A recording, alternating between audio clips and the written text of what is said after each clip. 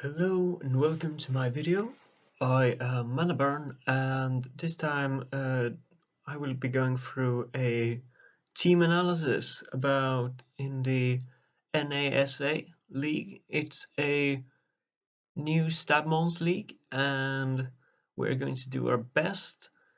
What sets STABmons apart from your more conventional leagues is that in the STABmons format, a Mon learns all stab moves available to it.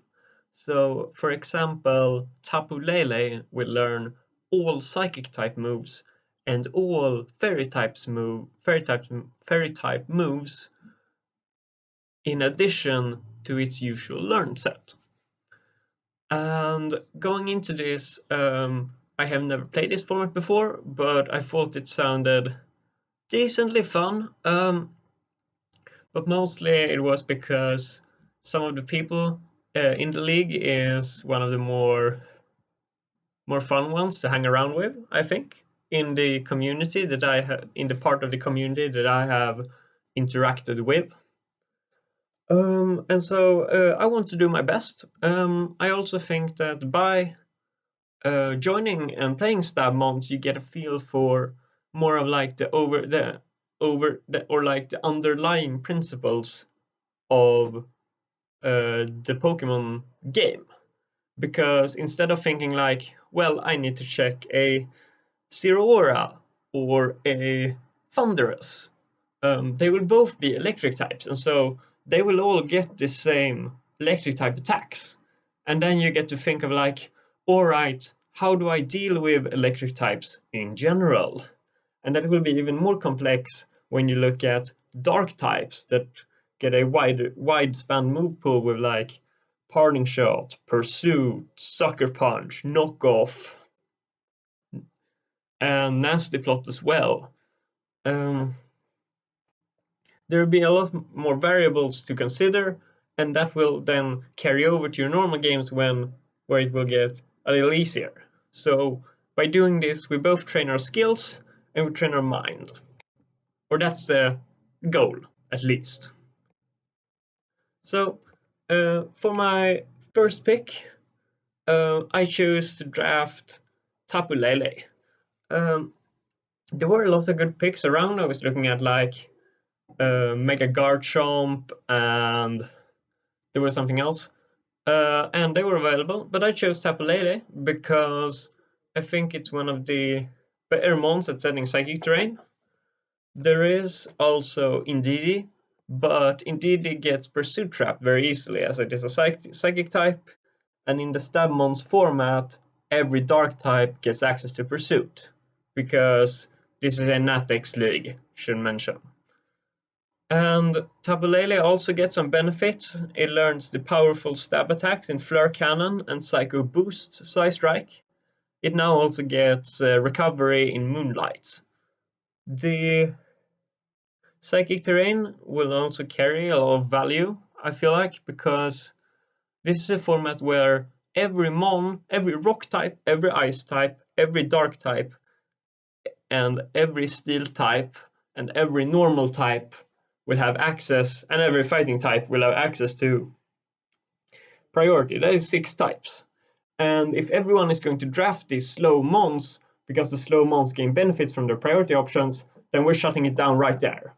And I do think it's like fun to mess with the format and try to exploit it in a way. And I think that Psychic Terrain is a good step in that direction.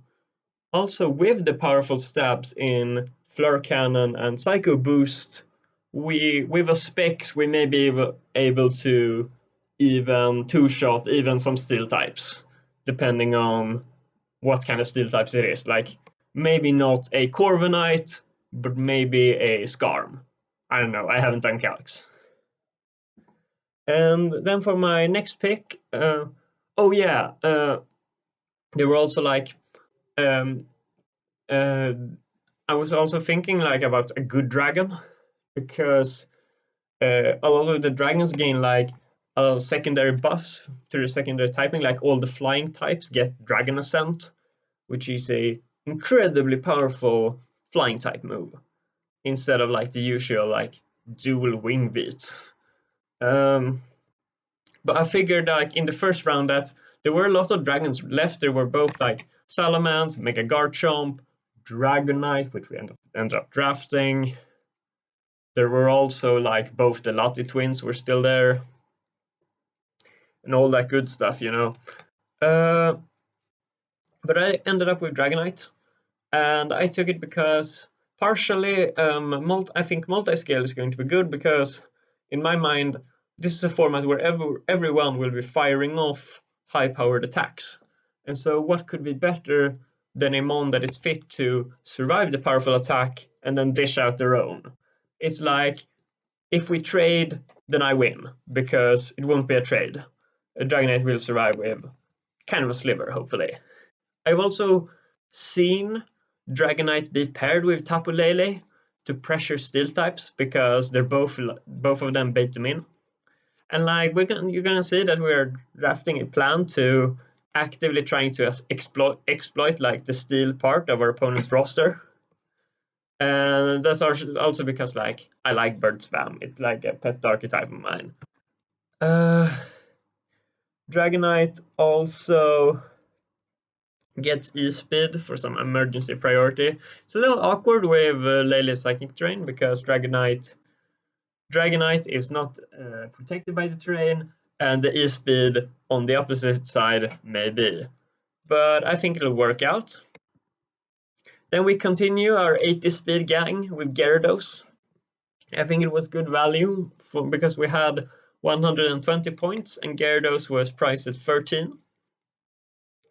But before, outside of STABmons, it only gets access to Bounce as its flying move. Now it also gets Dragon Ascent. And there are incredibly few mons that can switch into the stab combination of water and flying. I think it's probably some Rotom forms, but that's kind of it. It also adds another bird to pressure. It does give us a bit of an ice type weakness because every ice type gets freeze dry.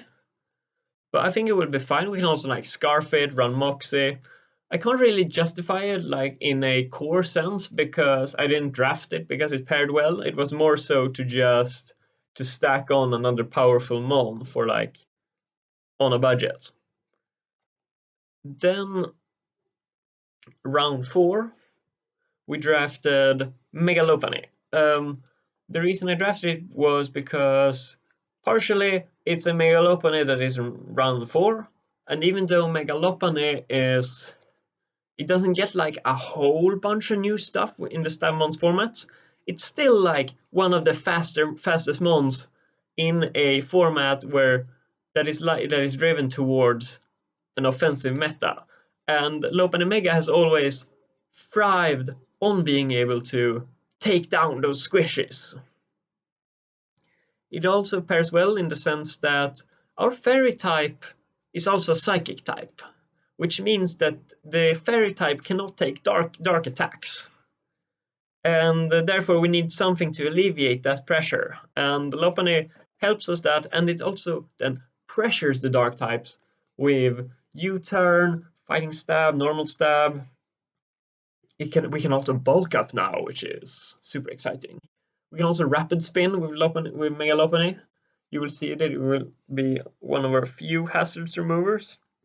Sadly, I guess Gyarados and Dragonite does get defog, but that's not really what we want to do with them. We want to be D-dancing and D-dance, Dragon Ascent, and stab. And that's the goal. Now, continuing, I don't really have the draft order anymore because some stuff happened. I made some trades afterwards, and this is the result of those trades. So throughout this, it will be more so a team analysis. And continuing on, I drafted Serude. Now, Serude, I think, is one of those mons that truly gains the most from the STABmons format. As a grass type, it gets the leech seed, sap, what's it called, strength sap, and it gets the cotton guard as well. It gets also dark moves in knockoff, pursuit, parting shot. I guess it gets nasty plot too, but that's not really what Saru does. It gets synthesis, and that just makes it to expand because like Saru has some solid stats. What has been holding it back is mostly is the move pool. Like, it's a dark type that doesn't learn knockoff. It's a dark type that doesn't learn sucker punch. It's a dark type that does not learn pursuit.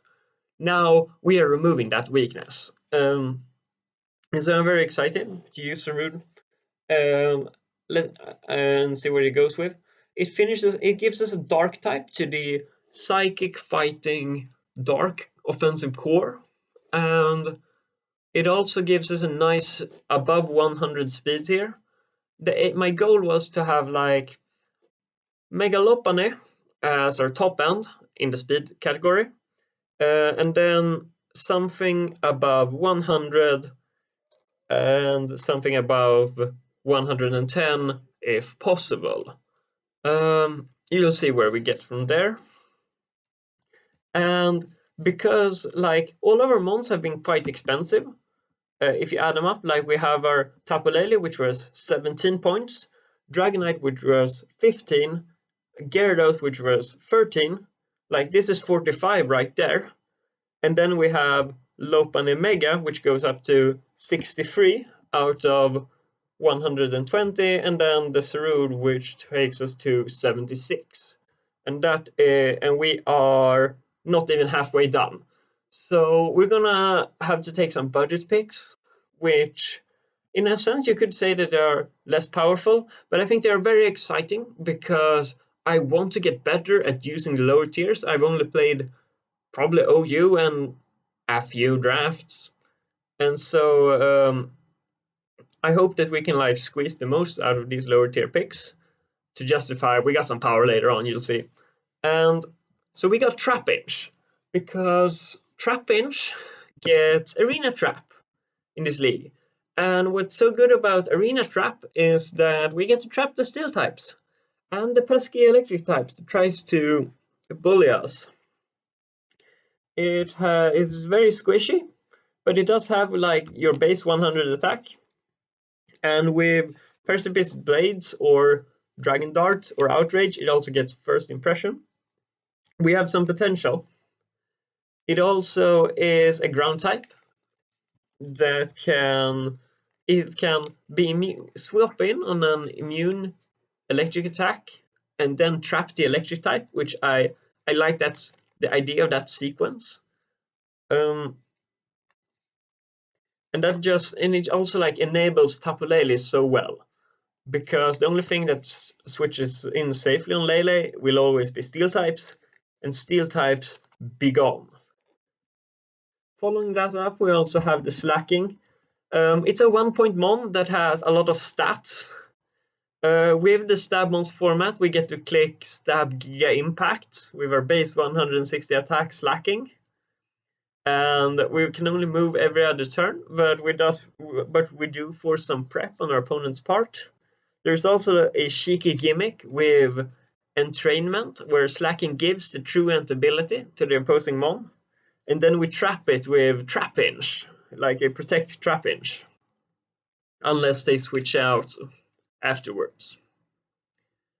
It also gets Glare and Rapid Spin. I don't think I will be using Rapid Spin very much, but Glare is very nice. We also get Recover and Slack. I think it may have gone Slack off already, but we have it presents a surprising amount of options for a 1-point mon, and a lot of stats too, even though it can be exploited. I also don't very much mind if my opponents bring Protect mons while to scout against my 1-point mon. I'm very fine with that. And then we have Magneton. which will round out our trapping suite. We can now also trap the flying steel types. We also gain a steel type to round out our fairy steel dragon core. It's not the bulkiest steel type, but it does get access to the Violite, and I really appreciate that it is a quad resist to flying stab, because I think flying and dark is going to be king this metagame. Judging by the moves both types get access to in like Nasty Plot, the Pursuit Sucker Punch package, as well as Oblivion Wing, which, yeah, it's an 80 base power flying type draining case. It's gonna be so fun. But Magneton handles those flying types, can be scarfed, and then it hits quite hard as well with the base 120 special attack. Only costs 7 points as well, which is a good price, certainly. And then the payoff for drafting all these 1-point mons, because there are 2 more, is we get to run Deoxy Speed. And the reason I wanted Deoxy Speed is because remember how I said I wanted something that is faster than 110? I made it so we scale it up a bit. So Lopunny will be our faster than 110, and then we have the Deoxy Speed to cap. And the thing is, an idea that popped up in my head, and I'm sure that people had this idea before, but I did not think about it, and that is that if you have Psychic terrain up, your Psychic types doesn't have to play the Sucker Punch mind game. They only have to play the Pursuit one. And that opens up for a lot of Psychic types. And I also really wanted a very solid Suicide lead, because I don't have a lot of removal yet. And I don't really feel like stacking on normal types and flying types through stab learning, and like I don't think you will get much time to defog, or I won't, because my team is kind of squishy compared to what I'd want it to be to run like all the fat defoggers. And so I wanted a Suicide lead that I could bring every game. Yeah, I think the XSP will be super solid.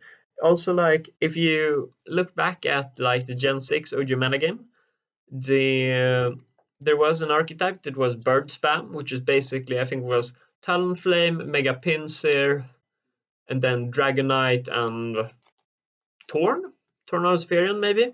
And then you had the Self, which was Taunt, Stealth Rocks, U-Turn, and then like a Psychic move. Or it could also explode. And while Deoxy Speed doesn't get U-Turn, it does get spikes as well, and it is way faster, which I look forward to using. I've also never used Deoxy Speed, which will be very fun. But we're kind of building on that conventional strategy, because we got like a small little bird spam action going on with Gyarados plus Dragonite, which both really want to click Dragon Ascent. And then rounding out, we got the 1-point Arbok and the 1-point Pikachu. Pikachu gives us another electric immunity in Lightning Rod. It can do some Fake Out plus E-Speed action if we're not into Psychic terrain.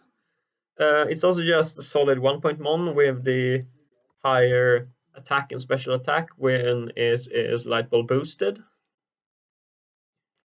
We have, and then Arbok, which can, it gives us a grounded poison type, and it can T-Spike. It will also learn Coil. It may have, yeah, it already got Coil. I don't think it gains much, honestly, and it's just a 1-point mon. But I do think that it will be brought sometimes. It also does pressure the fairy, a few fairy types, which we do not have a lot against those. We do have the Volk in the back, as you'll see, and the Magneton. But I do think that like 3 is usually the magic number. When you have 3, you don't have to worry about it. When you have 3 fighting resists, you don't have to worry about it really. When you have 3 water resists, it's kind of chill. We don't have 3 for a lot of things, but we do have 3 things that resist fairy, which is nice in my opinion. And then, last but not least, we have Volcarona. And Volcarona pairs very well in psychic terrain because you cannot accelerate it in the terrain, and it actually got moved down a point value because of that, and I wanted to kind of exploit that. I also like the idea of quad weaknesses because in this rule set, hidden power will be banned, so you can't just run hidden power rock and expect to just KO this easily. We can also do cheeky things like magma storm and then trap weaker water or dragon types and then set up on them with quiver dance. Volcarona also sets its own webs both for itself and for us, which is highly beneficial when a lot of our mons fall into the between 100 and 80 base speed category. It also gets the defend order and the final defogger.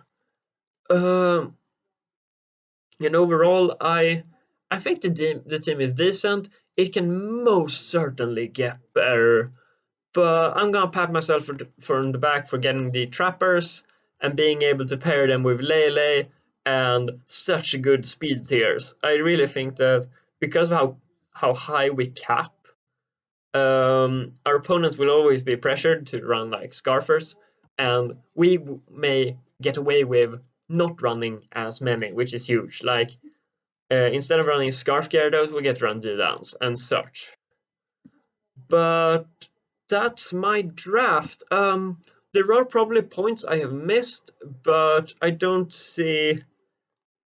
But I think we covered a lot, and I don't want to make the video too long either.